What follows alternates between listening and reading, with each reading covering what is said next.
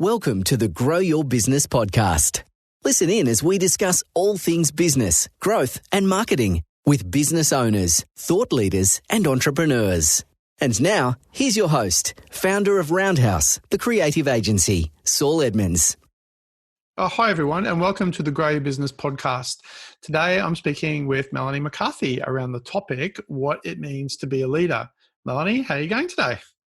Yeah, great. Thanks, Saul. It's a lovely day. I'm down in Victoria, and great to be part of your community and business network and share my story. And hopefully, I can make a difference for somebody out there.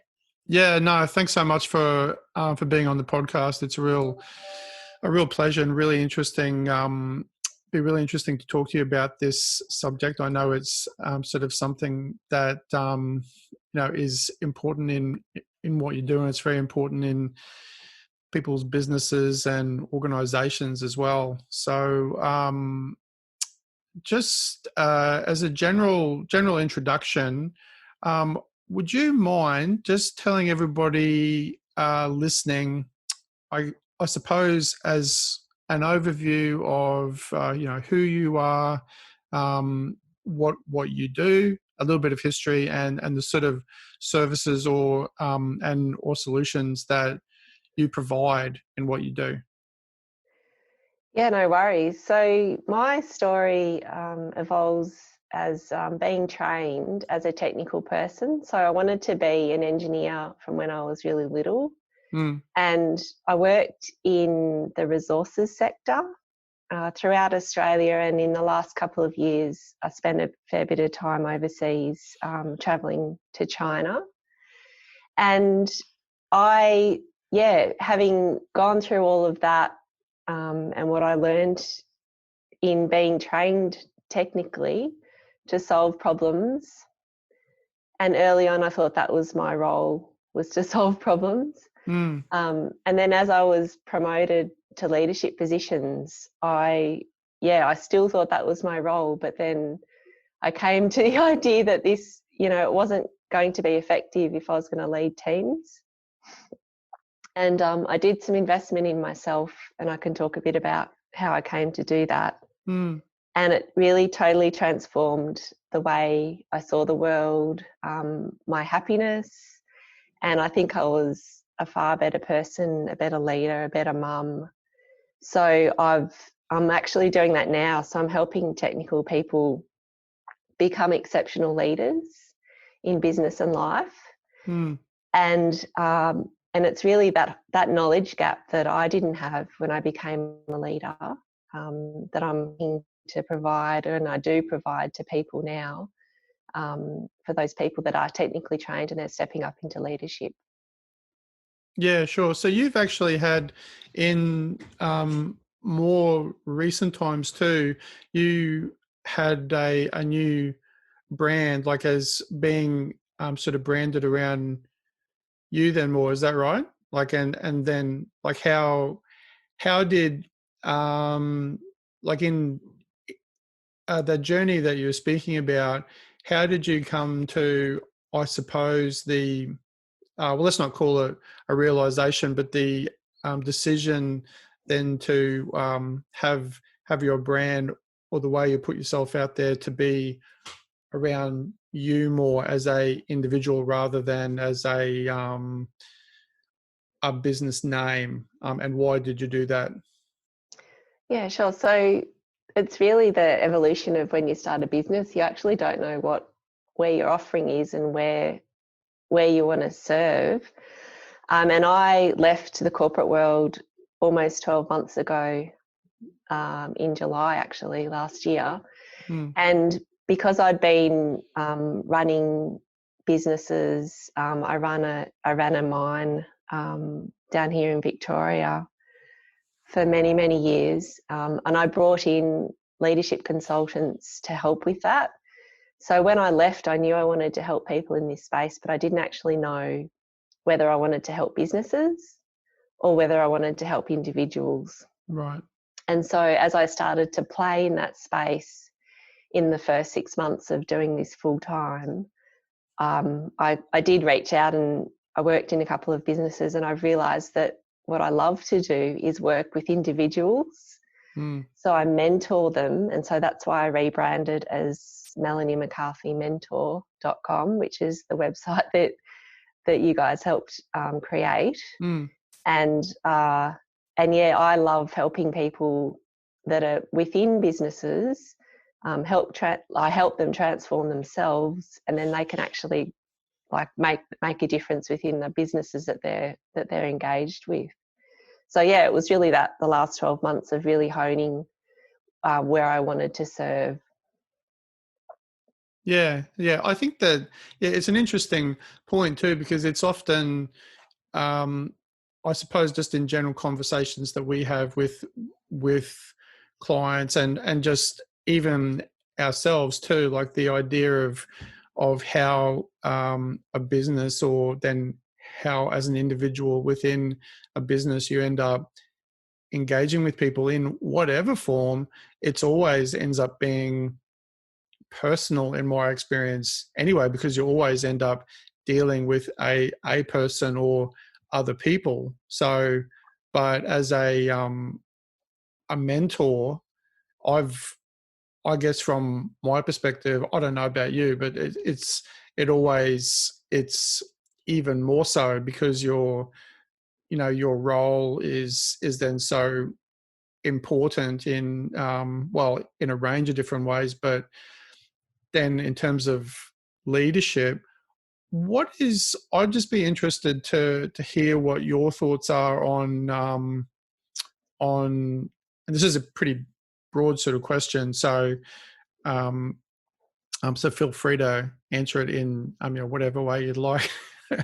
But what a leader is, and then leadership, because it's a term that's obviously used a lot, really, isn't it?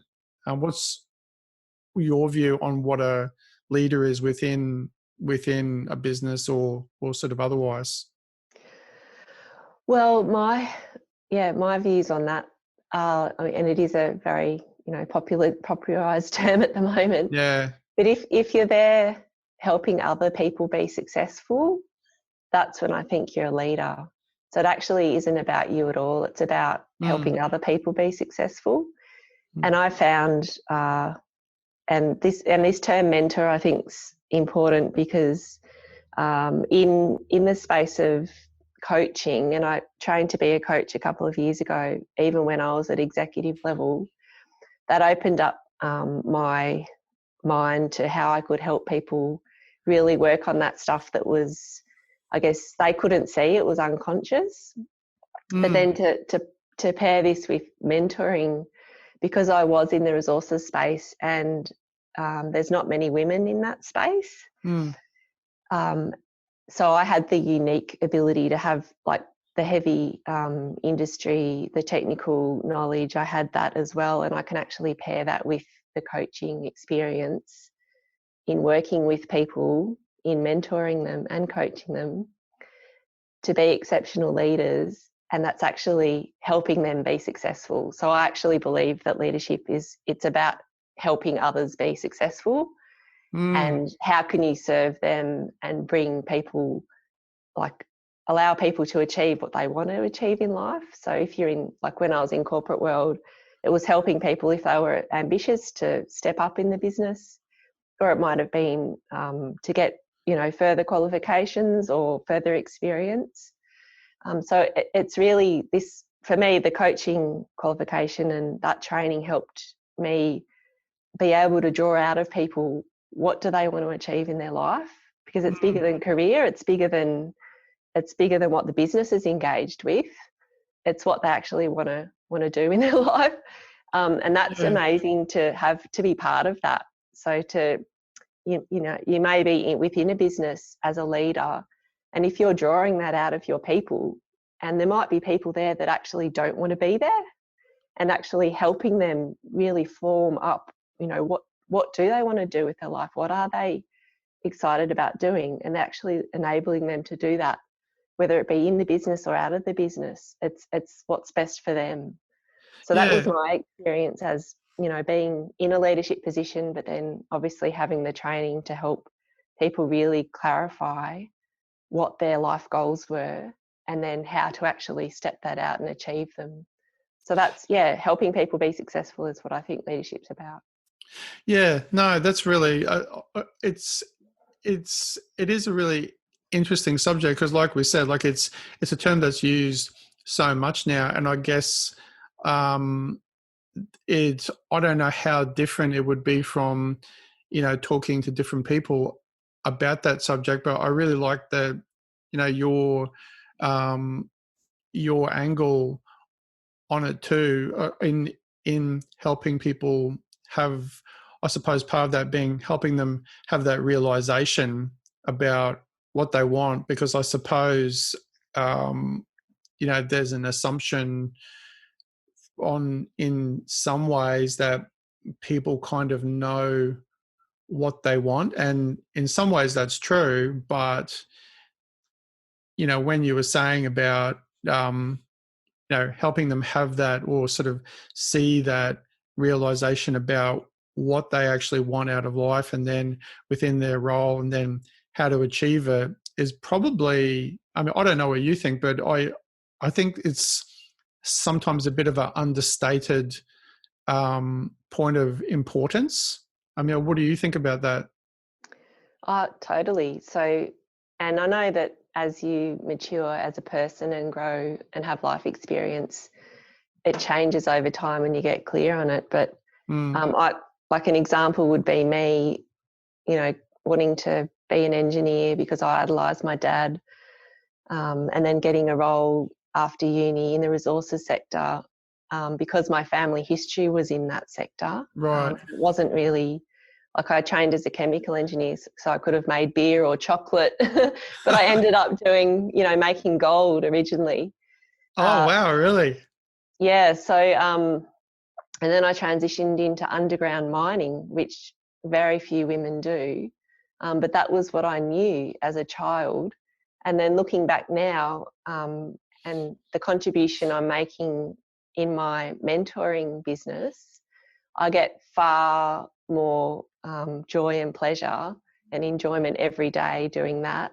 So I think people, unless they've found what contribution they want to make in the world, they actually, and if they haven't had a wake up moment, then they can go along. Like I was in, at executive level 12 months ago, what's the next step up to there? That's, I don't know, CEO or something like that of a company. And I'm sure people, often they just follow what their family history has done or what they think people expect them to do in their career.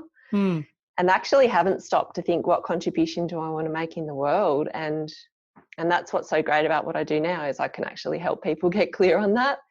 Because I think I was asleep to that for many, many years. And it was really, really only, I guess, having that coaching qualification and starting to dabble in that and really loving it, and then doing the traditional sort of up the food chain ladder to end up in corporate world, which is what what I thought I was meant to be doing. But then in comparing how enjoyable they were, I could see that this is what I needed to be doing that was going to serve me as a person, serve my family better. We've got quite a big farm here now, so serve my partner and supporting him in his business. So just really, I think people, unless they've really stopped to think about it, they may not realise what contribution they want to make to the world. Yeah, because I like that too, because it's like, I suppose part of it is from my own individual experience too. Like sometimes there's that idea that without really analyzing it, that something that you might really want seems like a very long way away, or it seems quite lofty, or it seems like it's, something that you would have to make, far too significant a change to be realistic. But, often, sometimes it's just like a little sort of step over to the left. Like you're saying, you're, in a certain role, in some ways, what you're doing, whilst it's different, is you're still utilizing certain skills, and you're not a different person. You're the same person, but you're just, it's like a little sort of shift over to one side, in sort of some way. When did you have a specific, let's call it like the light bulb sort of moment about all of this, or was it more of a transitional thing?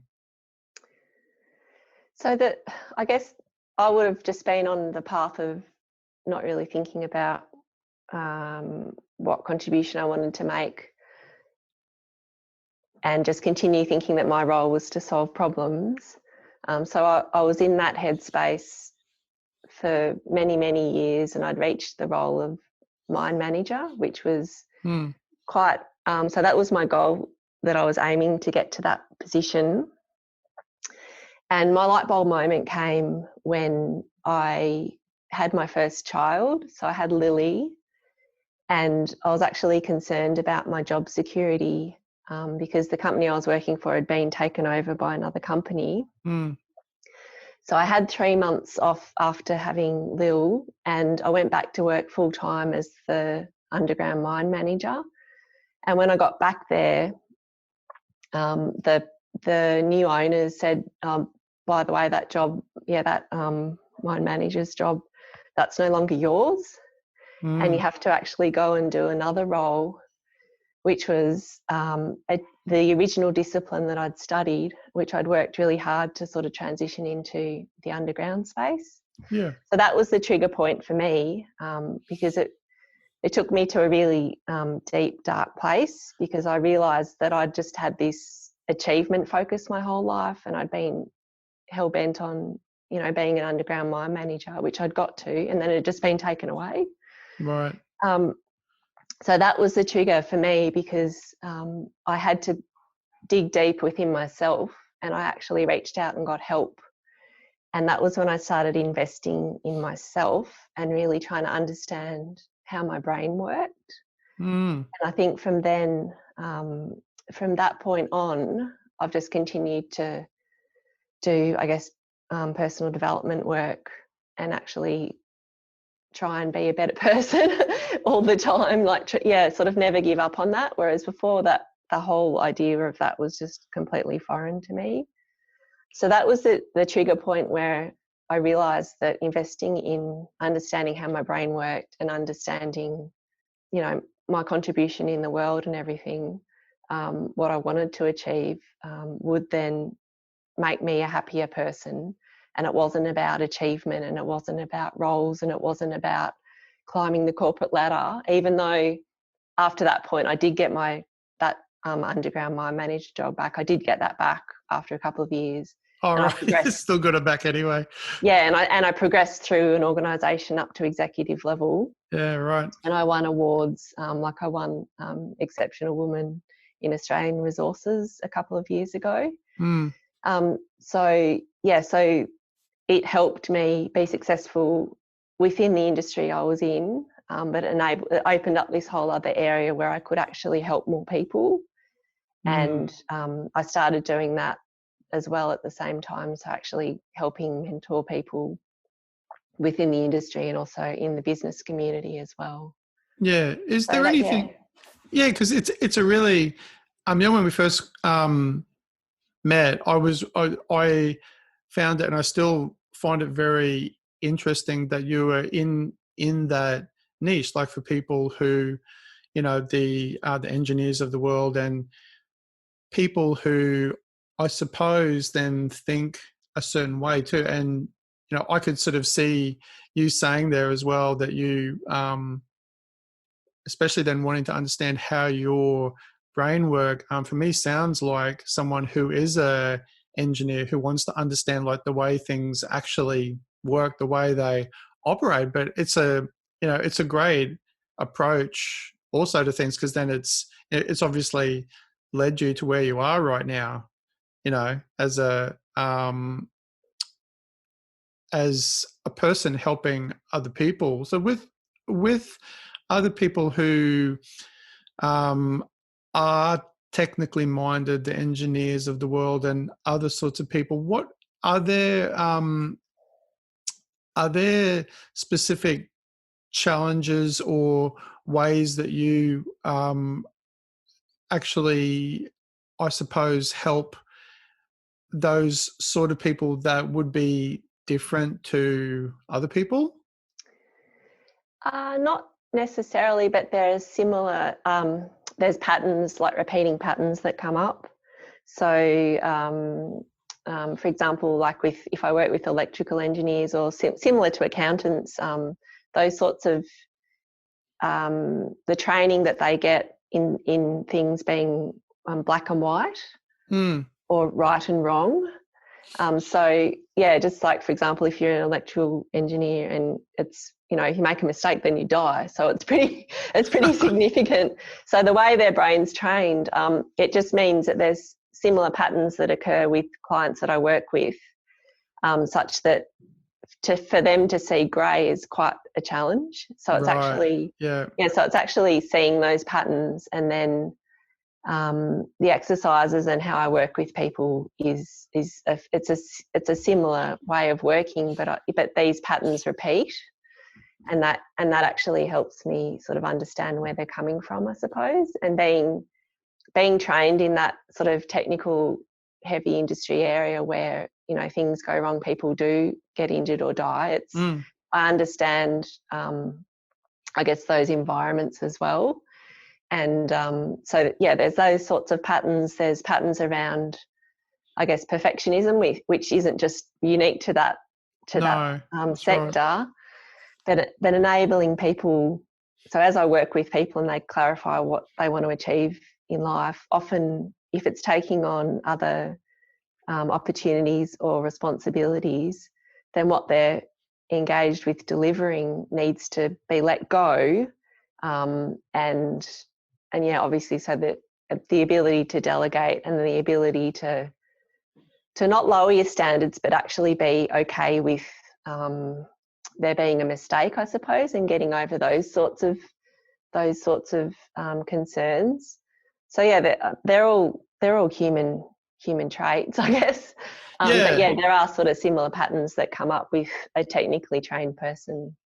Yeah, because I would imagine like there's and I mean, like you said, it's not like a lot of those things about being, really wanting things to be done in the right way, and and isn't necessarily specific to people who have a mindset like that. But I would imagine that there would, I mean, like I think you've been speaking about, that if people have more of like black and white view of the world because of the influence of how they've been trained, that wouldn't necessarily be, conducive to always to being a leader, I suppose. What do you think about that? Like in those ideas of various shades of grey and having to deal with people on a human kind of level? Oh, totally. But like you said, it's not confined to technically trained people. No. The main, so the whole sort of, I guess, investment I did in myself, this concept of being able to see the world from other people's viewpoint, that totally transformed my relationships and my ability to connect with people when I was in a leadership role, and then obviously that effect that could have on, or did have on, the community and the stakeholder kind of relationships was huge. So, and that's a very common pattern. Like, people just assume other people see the world the same way that they do, and so then they have expectations that aren't met, and yeah, that ability is a fundamental ability that's helped me, that I try and help other people get that skill set as well, because that's a massive one when it comes to leading people, is you just don't understand where other people, or what other people's views of the world are, what their life experience has been. And often people don't go asking either. So they just assume that, this is the way I see the world, black and white, therefore you should see it that way too. And so true. Yeah, and just having that ability to ask questions to really understand. So when things go wrong and if a mistake's made, then actually going and trying to get inside of the person's head to actually understand, what were they thinking, what's going on for them, rather than just having a blame culture, which is that's a It's very pretty easy common. to do, isn't it? It's very Yeah, easy just to shift or to place blame.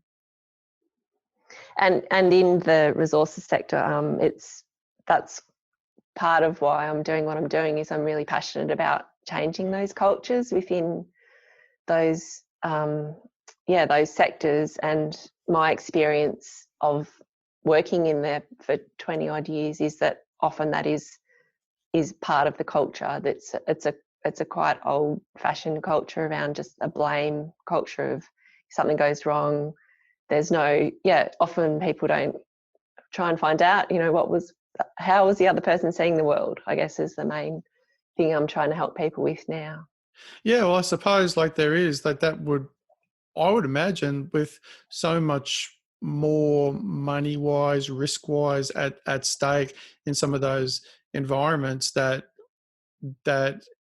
is, have you encountered that is, those factors are like an even bigger contributing factor to that culture because there's so much more at stake? Oh, definitely. But I think it's also to do with people's safety as well. So, Yeah. so that the strict controls around, I guess, making sure that people are kept safe and nobody is injured at work, like their fundamental community expectations, that it's just completely unacceptable that happens. So yeah, unless you've really gotten into the head of understanding where people are coming from, just assuming that procedures and processes and systems are going to control people and keep people safe, that's often why it doesn't work. And actually, having this culture where you understand other people's views of the world and then being able to adjust for that is really fundamental, because otherwise you just, there's a mistake made, someone didn't follow that, therefore you just blame the person, and it just, it's not a good environment to be creating positive value in a business. And the value is about, people's lives. What I said earlier at the beginning, which is, what do people want to do in their life, and getting clear on that, because we spend a lot of our time at work, and, unless you're connected with people and where they want to, go in their life and what they want to achieve, you can't just assume they're just going to turn up and deliver without having that met as well. Yeah. So I really love working with leaders that come to that realization that, helping people achieve what they want to achieve in their life is fundamental to being a leader as well. Would you say too that a part of that is important then for people to have a genuine interest in just other people, on a very simple level? Because whenever I've done things relating to education or taught, in my own personal experience, I generally really like people. I like people's stories. I'm interested in finding out about what people do. And I mean, from a personal perspective, I suppose I just have that general interest, and I've found that always um, that's always been a help, or not even thinking of it. I'm like that. It helps for it to come from a place where you actually want to find out, and then if you're going to be helping people in a more specific way, like yourself, what do you think about that? Do you think that that it does at a very core level really need to be, the person needs to have that interest just in other people? I think it definitely helps. So when I talk about coaching leaders in understanding how others see the world, often these people, if they're in senior positions, they're under a lot of pressure. So they're under a lot of pressure from above, and these sort of high pressure environments don't lend themselves to giving people the time to actually stop and really be interested in others, because they're often just delivering on whatever KPIs have been set, and that's the whole kind of culture that I'm used to being within. And do people give themselves, or do leaders give themselves time to actually understand where people are coming from? I don't know that they necessarily do often. There's obviously unique people that comes naturally to them, like you just said, that comes naturally to you. It didn't come naturally to me. So in being labelled, I guess, early on as an introvert, so being in my head thinking that my job was to solve problems, I wasn't out there confident to ask questions about other people, or how, what's their life story, all of that kind of stuff. Yeah. So to me, all that was learned. I had to actually learn how to do that, and then that transformed my relationships or my ability to connect with people. But that was only probably in the last 8 years. So I spent like 12 years and got into a management role, and I don't think I had that ability.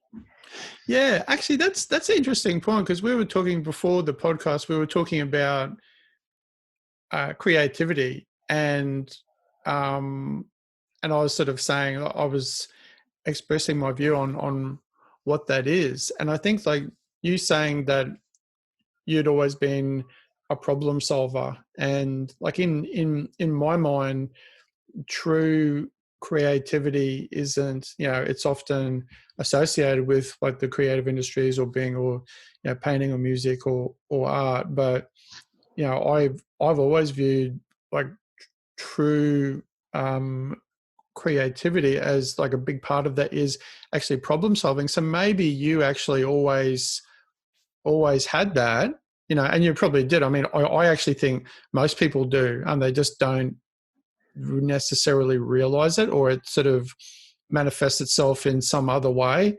Might be through sport, and they're highly creative, and they're really good at problem solving in certain areas, but they don't necessarily view it as creativity. So maybe you always just had it, and then it just, it manifested itself in a new way.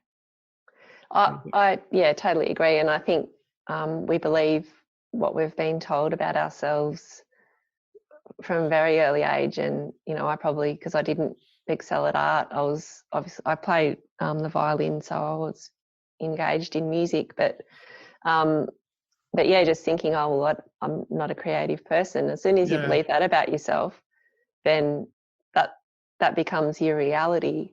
And now that the more I understand how my brain works, it's a fundamental piece of the puzzle to foster that part of future focused, and then obviously problem solving, exactly what you said, is a creative pursuit as well. So I think everyone has that. Yeah, because that can be like problem solving as a thing can be is used, and can be used across any endeavor, like whether you're playing chess, or whether you're playing the violin, or whether you're doing engineering, or whether you're you are learning to paint, and you feel, and you've sort of, part of it is kind of how you're brought up, it's what you're exposed to, even down to having a more encouraging teacher, like at school, who's views you. I think that's like, it's certainly a part of it is who you have around you when you're growing up, and then your family, and then in your work life. Sometimes it just takes one person to go, actually, I think you would be I mean, for whatever reason, they're just being a bit more encouraging of something that you show a little bit of interest in, and you don't have to be like a genius in something to become really exceptional at it. That's for sure. Yeah, totally. It's those people that inspire you and that I guess are mentoring you at those young ages, that form the paths that you follow. It's not Totally. even the people. Like I used to do haven't for a little while now, but did a lot of martial arts training, and I had an instructor, when I first joined, who as a person I didn't really like that much. But he was a really great, like he was really supportive, like, and it was always something I found, like even then too, and even reflecting, I was like, that's really interesting that I never really liked him that much, but I always had a huge amount of respect for him for that reason. And even now I'm like, my views changed a little bit, but that realization that, things don't always have to line up. They don't have to be, for it to work, you don't necessarily have to be, like in that case, I don't have to like think he's a fantastic person, but I can still have respect for something, for the way somebody does a particular job, or they're just inspiring, which he was, sort of a inspiring person. But yeah, so, and just off the back of that too, where do you find that use of, emotion sort of come into what you do with people? Oh, it's fundamental. So this whole understanding how your brain works is, and then being in leadership. So as I'm mentoring people that are aspiring to get into leadership, or they're already at, senior positions, for them to be the best person they can be in those roles, which is to help other people be successful. It's all about regulating their emotions.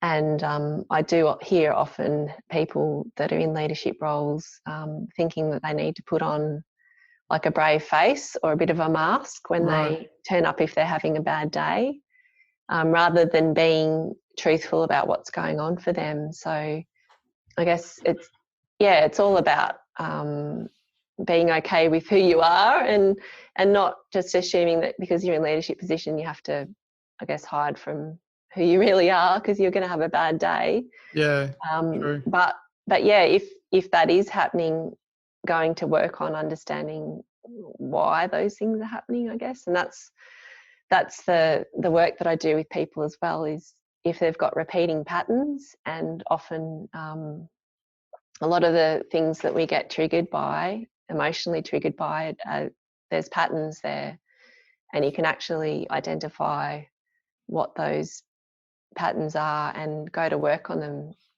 if you want to. And that's what I help people with now, so that they can, as much as possible, regulate their emotions so that they can be the best person and be serving in that leadership role, rather than having it be about them. Because I think if you're upset or you're emotionally triggered, then it's about you and you're internally focused.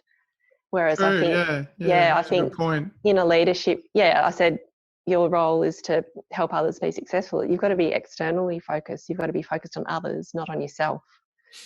So but it always comes around, doesn't it? Like it always, I mean, I like they say, what goes around comes around. Yeah. Which is is an old saying. I'm not sure who would have ever have said that, but it's true. Like it's just kind of, call it one of those laws of the universe or whatever you want to call it. It's true. What you focus on. The other one that coaches say is what you focus on, you get more of. So Yeah. if you're focused on being upset and whatever internally you've got going on, then you just get more of it. And you can actually change your life and be happier by going to work on it. Yeah. I think outside of like probably, I'm not sure how many universal laws there are, but I don't think there's many. But I think that's certainly one of them. Is that they say you can always count on things changing. Yeah, that's for sure. Things will always change, and I think that is also one of the other ones. There's probably some other ones too, but so just that on with that in mind as well. What about the sustainability as a leader too? Like moving forward, you helping people to be like good leaders for a whole range of different reasons. Then moving forward for them, staying as a leader, and for that being sustainable for them. Is that a part of what you speak to people about? What do you mean by sustainability? Do you mean that they continue to be in a leadership role? Is that? Yeah, well, that, and then also to maintain, I guess, sort of grow and improve, and for that to be sort of something which is I guess tied in very closely to them even staying in that role too, as a leader. But yeah. So I think I shared that I work with people and they get clear on what contribution they want to make in the world. So sometimes there's people in leadership roles that have just gone up the food chain, and that's just what their social or family or whatever expectation is, but they're actually not, that's not where they're most at their best, I suppose. So yeah, I think that if people get clear on what contribution they want to make, like I've got business owners now that they've led the business for, for example, 8 or 7 years, and they realise that they've stopped learning, and they actually want to go out and help other businesses. So I think there's a lot of scope for, I guess, getting clear on what you want to contribute to the world, and then you might be in a leadership role, and as long as you continue to invest in yourself in the way that I've described, then over time it changes. Like what you want to give to the world changes, and True. Particularly if you've stopped learning and you've been in a place for 7 years, seems to be a bit of a for some reason, that seems to be a bit of a pattern. People have been somewhere for 7 years and they decide that they need a wholesale change.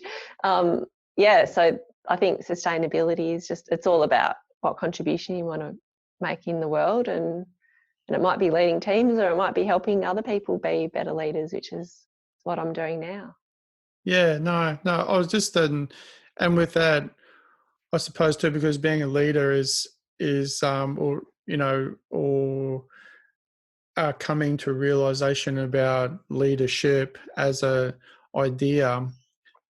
For me, anyways, is sort of very closely aligned to the community that you're a part of. Then too, like and that is of course dependent on what the organization is and how many people, but how important is that idea of creating a strong group or community idea within that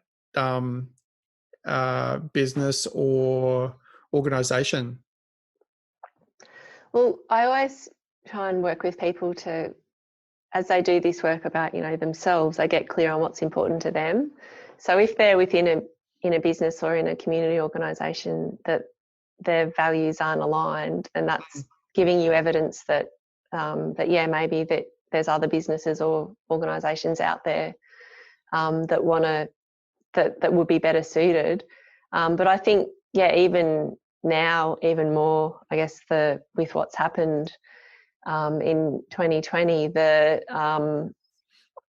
all businesses looking to the community more in what, how can they contribute in a greater way, and it's not just about making money. And that was a big part of what I was really excited to do at executive level in the resources sector where I was actually do those things that weren't just about making money. I know that you need to do that if your shareholders expect that return. But if you're part of a community and the people that as a leader you're helping them be successful in what they want to achieve in life, it's all about productive and prosperous communities as well. And we as when I was leading that business, we helped a small community get funding and build a childcare centre within 12 months. That I was, my kids are grown up by that stage, but that was going to help that community grow and have those services that are so needed for working parents.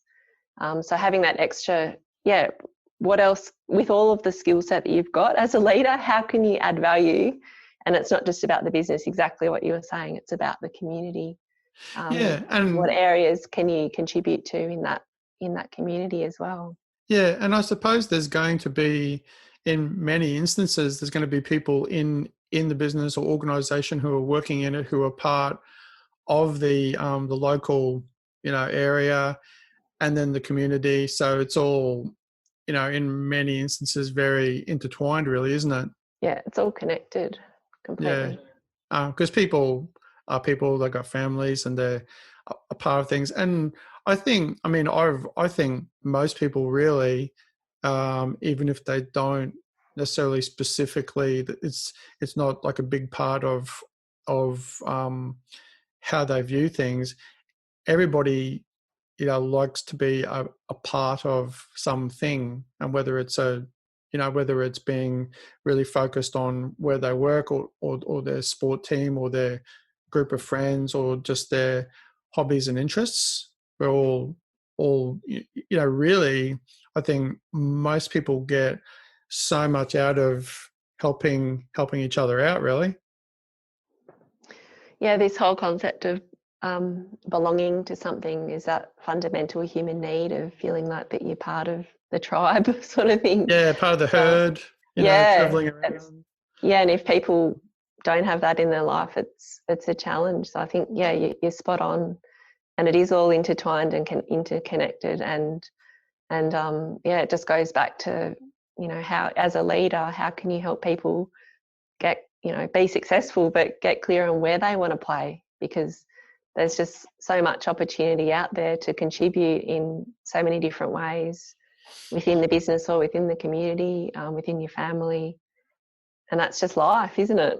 Yeah, well, I guess like after we've been talking about this, probably my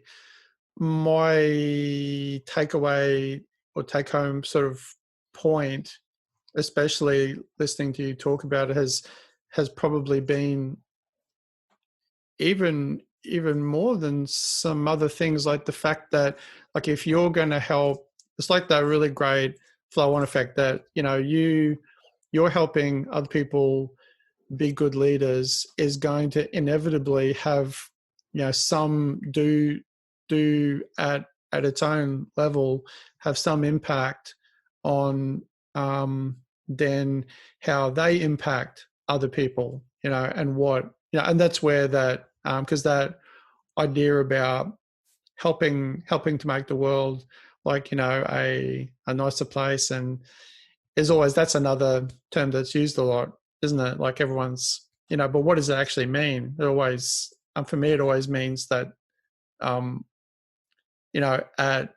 in all the little micro parts of what all of us do, like that, if you can help somebody be a better leader, or then in turn be a slightly better person and helping other people, then you've got that flow-on effect, really, don't you?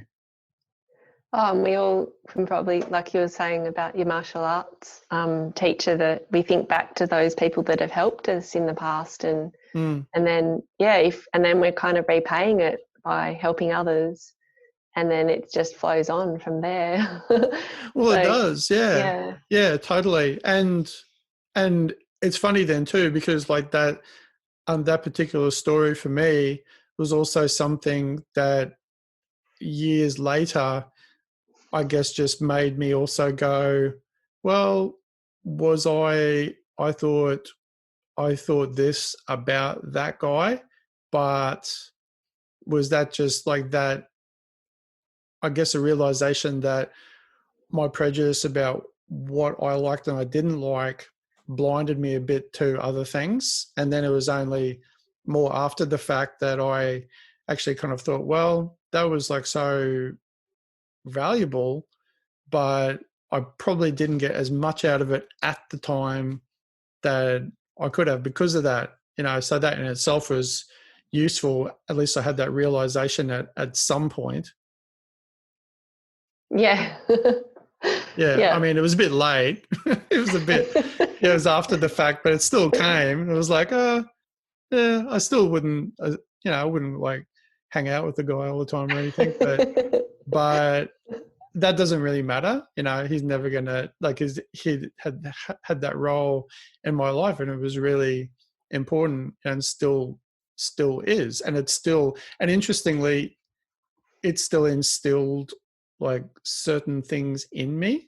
And then because then I became an instructor too, and his, and that's obviously, that's a big part of any education, whether it's in, a professional sense or sport or anything like that, influence that other people have on you,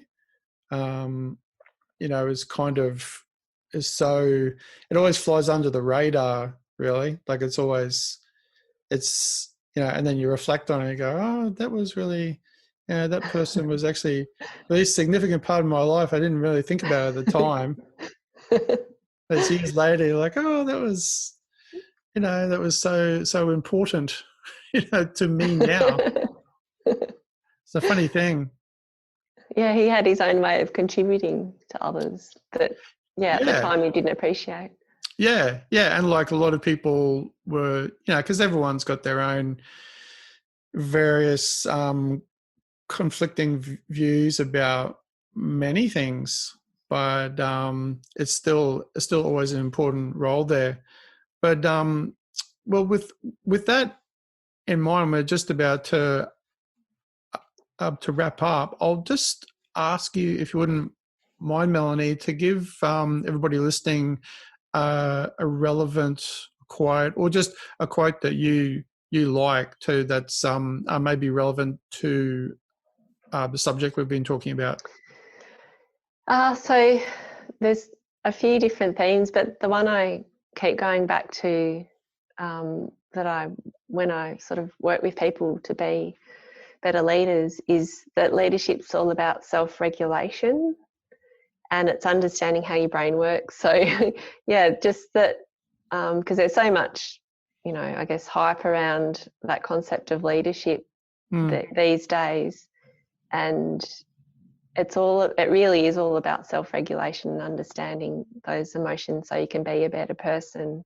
And then if you're being a better person, then you're going to be contributing to helping other people get clear on what they want to achieve and be successful in life. And I think, to me, that's and then the more and more you invest in yourself, the better you get at it. And it's just practice, and it's just, anyone can do it. So I'd really encourage people to start looking within themselves and getting interested in I guess what's happening for them, and knowing that they can change it. They don't have to just keep repeating the same patterns.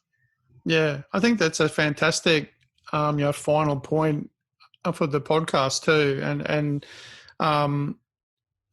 I'd just like to say thanks so much again for being on the podcast. And would you be able to please let everybody know about like some details about the best way people can learn more about you, and the best way to get in contact as well?